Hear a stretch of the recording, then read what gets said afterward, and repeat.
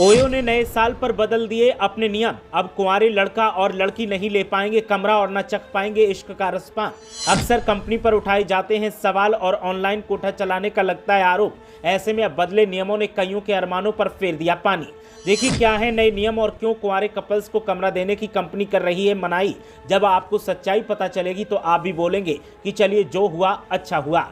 OYO अक्सर विवादों में रहती है और ओयो को लेकर जमकर मीम्स भी बनते हैं। ओयो के जरिए लोग कमरा बुक करके जमकर मजे करते हैं और इश्क का रसपान करते हैं। लेकिन अब ओयो ने अपने नियमों में बदलाव किया है और कुंवारे लोगों के अरमानों पर पानी फेरने का काम किया है। नए साल पर बदले कंपनी के नियमों ने हड़कंप मचा दिया है और दबी जुबान में इनकी खूब चर्चा हो रही है। ओयो की मदद से भारत के किसी भी शहर में आप सस्ता होटल ढूंढ लेते हैं और वहां रहना आसान हुआ है। लेकिन कंपनी ने नए साल 2025 में अपने नियमों में बड़ा बदलाव करते हुए अनमैरिड कपल्स की एंट्री को बैन करने का फैसला किया है। अब तक ओयो में कपल्स को आसानी से रूम मिल जाता था, लेकिन कंपनी ने अब इस पर रोक लगा दी है। ये ताज़ा बदलाव उत्तर प्रदेश की मेरठ सिटी से लागू किया जा रहा है। ओयो ने एक बड़ा ऐलान करते हुए जब अपने जुड़े हुए होटल्स में उन कपल्स की एंट्री पर रोक लगाने का फैसला किया जो अविवाहित हैं, तो सनसनी का माहौल बन गया। मतलब अगर किसी जोड़े को ओयो होटल का रूम बुक करना है तो उसे अपनी शादी का सबूत देना होगा या रिश्ते का प्रमाण पत्र पेश करना होगा।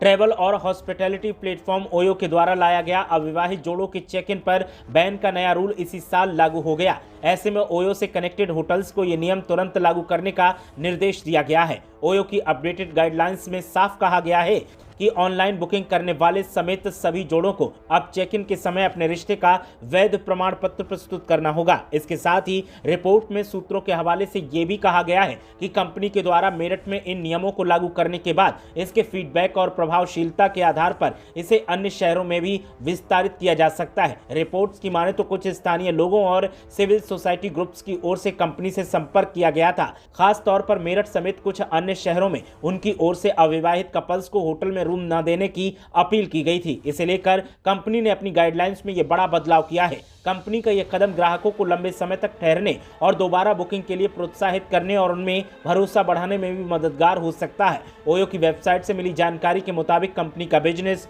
भारत में ही नहीं बल्कि विदेशों में भी फैला हुआ है। करीब 30 से ज्यादा देशों में होटल्स और होम स्टे सर्विस कंपनी मुहैया करवाती है और इसके नेटवर्क में 1.50 लाख से ज्यादा होटल्स हैं। कंपनी की सेवाएं Indonesia, Malaysia, Denmark, America, Britain, Netherlands, Japan, Mexico, Brazil जैसे देशों में भी मौजूद हैं।